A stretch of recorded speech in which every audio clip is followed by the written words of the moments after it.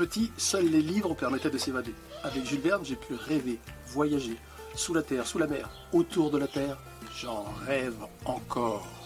Quand j'étais plus jeune, mon héros de bande dessinée favori, c'était Gaston Lagaffe, dessiné par André Franquin. Alors pourquoi Gaston ? Parce que c'était un bricoleur génial, bien qu'un petit peu fou, et c'était aussi un doux rêveur.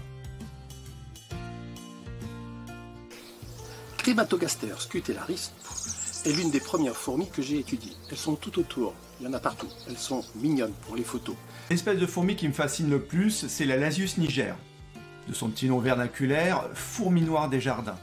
Alors pourquoi ? Tout simplement parce que c'est la plus commune en France, dans nos jardins, qu'on la croise tous les jours.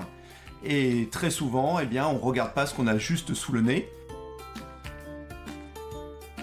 C'est la découverte des ocelles. Alors les ocelles, ce sont des organes, en fait ce sont 3 boules, que certaines fourmis ont sur le dessus de la tête, et qui va leur permettre, en captant les rayons lumineux, de se repérer dans un espace en 3 dimensions. C'est une sorte de GPS naturel, je trouve ça absolument génial. On prête aux fourmis des comportements qui ne sont pas toujours vrais. Par exemple, elles ne piquent pas, elles mordent. Des médias font souvent peur avec des phénomènes tout à fait naturels.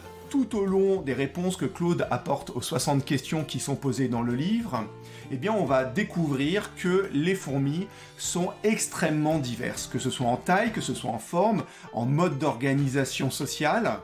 Bref, on part au début à la découverte de la fourmi, et à la fin du livre, on comprend un peu mieux les fourmis. Mirmex, c'est la mascotte que Claude souhaitait pour pouvoir accompagner le lecteur tout au long de la lecture de son ouvrage. Et donc une fois que j'ai rencontré Mirmex, elle et moi, qu'est-ce qu'on a fait ?